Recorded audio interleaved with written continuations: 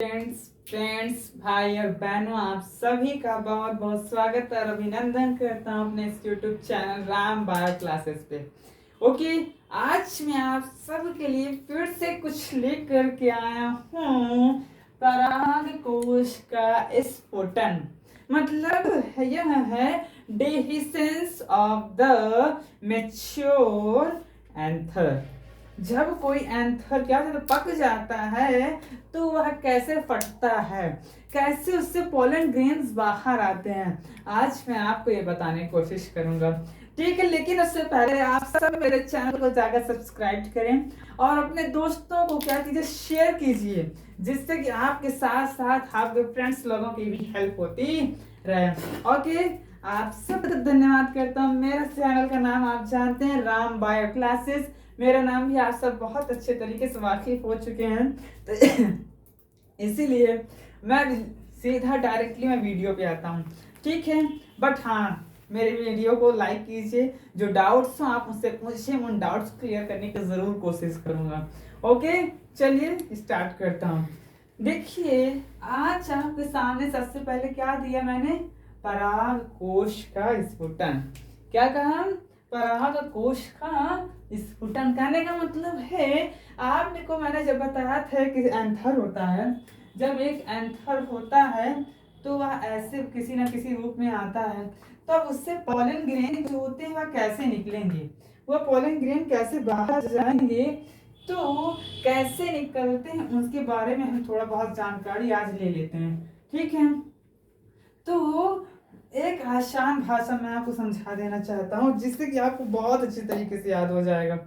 ठीक है, जब परागकण क्या होते हैं, बाहर निकलते हैं, मतलब जब पराग कोश का स्फुटन होता है तो उसमें जो सेल्स होती हैं, जो कोशिकाएं होती हैं, आपस में क्या होती हैं, दबती हैं। और जब वो आपस में दबती हैं तो उनके दबाव से जो उसमें चीजें रहती, जो उसमें पोलन ग्रेन्स होते हैं, वह दबाव के उसमें आ करके क्या आ जाते हैं, फट करके बाहर आ जाते हैं। आपने देखा कि जिसमें सबसे पहली लेयर मैंने क्या बताया था जब आपको पढ़ा रहा था लघु बीजाणुधानी, उसमें कितने लेयर होती हैं, 4th लेयर होती हैं। कौन कौन सी, epidermis, endothecium and middle layer and tapetum. ठीक है, जो मीडियम लेयर होती है और जो टेपिटम लेयर होती है वो क्या हो जाती है, मेच्योर होकर के फट जाती है, तो बचती हमारी एंडोथेशियम एंड एपिडर्मिस सेल होती है, एपिडर्मिस लेयर होती है, जिसे आप कहते हैं प्राथमिक स्तर एंड अंत स्तर जिसे कहते हैं आप सब।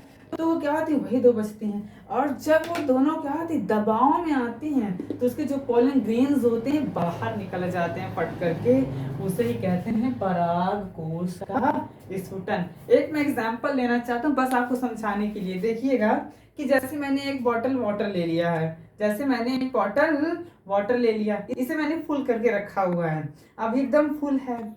जब इसमें की कोशिकाएं, जैसे मैंने इस बॉटल को दबाया, जैसे मैंने इस बॉटल के देखिए दबाया, ये देखिए इसमें से वाटर बाहर आया, जब इसमें से वाटर आया तो इसी तरह क्या होता है कि पोलन ग्रेन भी जब दबते हैं, जो उनकी सेल्स होती, जो उनकी लेयर होती हैं, जब आपस में ऐसे दबती हैं तो ऐसे करके फट करके क्या आ जाते हैं, बाहर आ जाते हैं। मैं एक बार आपको ढक्कन भी लगा कर दिखा देता हूँ। ये देखिए इस तरह होते हैं पूरे पोलन ग्रेन्स, बढ़िया सिंपल टाइप से होते हैं। जब उनकी कोशिकाएं देखिए दब रही हैं, धीरे धीरे बॉटल की तरह दब रहा है, ये देखिए इस तरह क्या कहते हैं, फट करके बाहर आने लगते हैं। तो ये सारी चीजें हैं, इतना समझ में है। देख लीजिए, मैं अच्छे से बता देता हूँ। ये देखिए निकल रहा है, वाटर दिख रहा है, ठीक है। तो इसी तरह इनमें भी होता है, ठीक है। तो ये सारी चीजें हैं। देखिए मैंने एक एग्जाम्पल दिया था, अगर आपको समझ में आया हो तो बहुत अच्छी बात है, समझिए, ठीक है। तो ये हुआ आपके रिलेटिव से, ठीक है। तो जब वो फट करके बाहर आते हैं, तो जब वो बाहर आते हैं तो कैसे कैसे डिवाइड होते हैं, उनमें कैसी कैसी प्रोसेस होती है, वो भी हमें जानना जरूरी होता है। और जब वो फटते हैं बाहर आए तो कैसे कैसे इसमें डिवीजन होंगे, किस टाइप से डिवीजन होंगे, वो हमें जरूर याद रखना है। ओके, देखिए जब एक पोलन ग्रेन बाहर आता है तो वह ऐसा दिखता है, कैसा दिखता है, ऐसा दिखता है। जिसमें मैंने आपको पॉलन ग्रेन्स का क्या बनाया था, एक स्ट्रक्चर दिखाया था। उसमें कौन है, एक जनन केंद्रक होता है और एक वर्धीय केंद्रक होता है, ठीक है। इसमें भी वही है, ठीक है।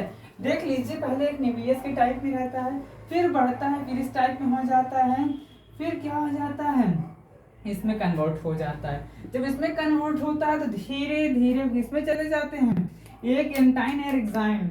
आपको पता होगा जो परागकण की सबसे बाहरी सतह थी उसे हम क्या कहते थे, बाह्य चोल। और किससे बनी होती थी, स्पोरोपोलिन नामक जीव द्रव्य से बनी होती है। और जो उसके अंदर की लेयर होती एंटाइन, जिसे हम क्या कहते थे, अंतःचोल कहते थे। क्या कहते थे, अंतःचोल कहते थे। वह पेक्टोसेलुलोज की बनी होती थी, ठीक है। मतलब डिवीजन नहीं जाऊंगा, बट आप यहाँ पे याद रखिए, धीरे धीरे फिर क्या होते हैं, जो न्यूक्लियस की ये क्या होते हैं, ये जो जनन, ये जो क्या होता है, जनन केंद्रक होता है, वह धीरे धीरे बढ़ता है और क्या बनाता है, एक नर युग्मक, दो नर युग्मक बनाता है। कितने नर युग्मक बनाता है, दो नर युग्मक बनाता है। और जब ये दो नर युग्मक बना लेता है तो एक इसमें क्या होता है, एक यह क्या होता है, नलिका बनाने वाला केंद्रक होता है, ठीक।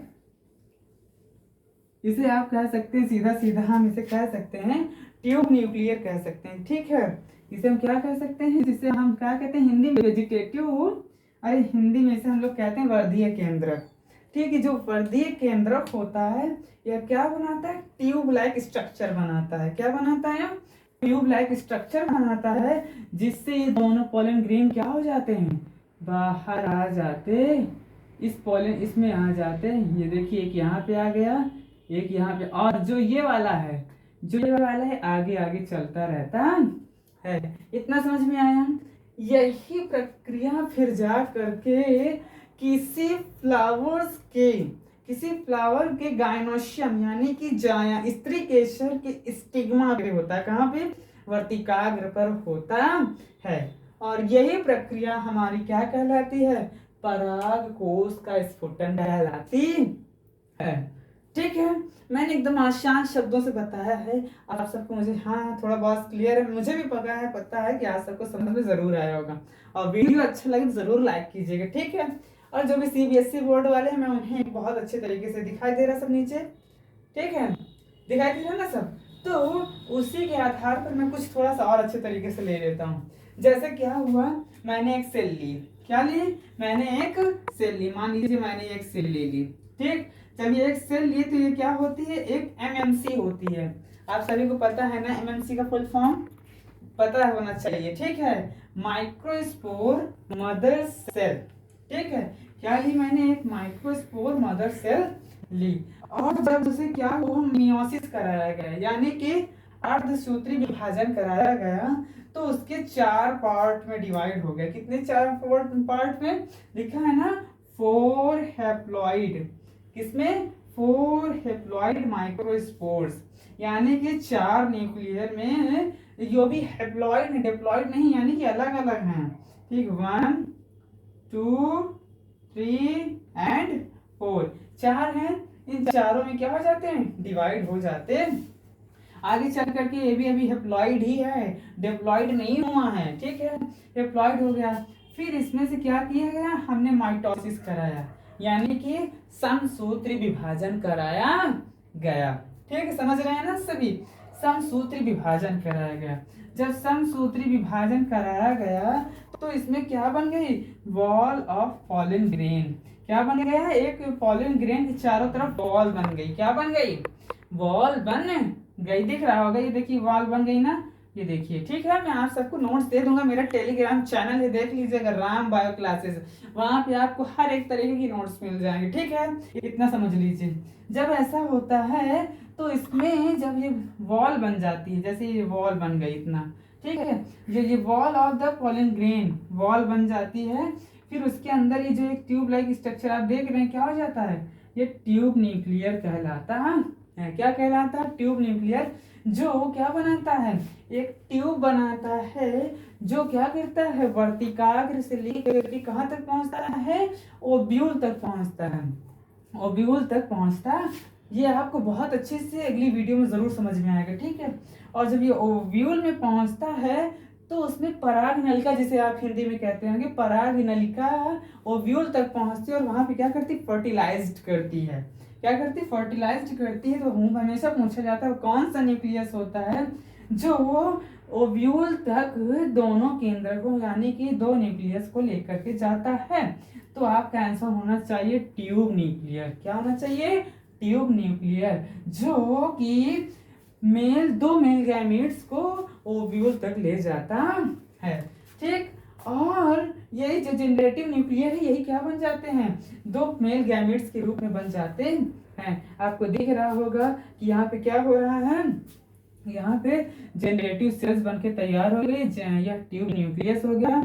एंड यह क्या बन गया है, यह एक प्रकार से जर्मपोर जिसे कहते हैं हम लोग, क्या कहते हैं, जर्मपोर, यानी कि कह सकते हैं यहाँ से क्या बनेगी, ट्यूब निकलेगी, ठीक है। यहाँ से ट्यूब निकलेगी। और एंटाइन और एग्जाइन का मतलब आप जानते हैं, बाह्यचोल और अंतःचोल। बाह्यचोल स्पोरोपोलिन नामक जीवद्रव्य से बनी होती है। जो अंतःचोल होती है वह पेक्टोसेलुलोज की बनी होती है, ठीक है। ये आपका क्या होता है, पराग कोश का स्फुटन होता है, ठीक है। मुझसे ज्यादा जिस तरह मुझसे बना मैंने समझाया, याद रखिएगा।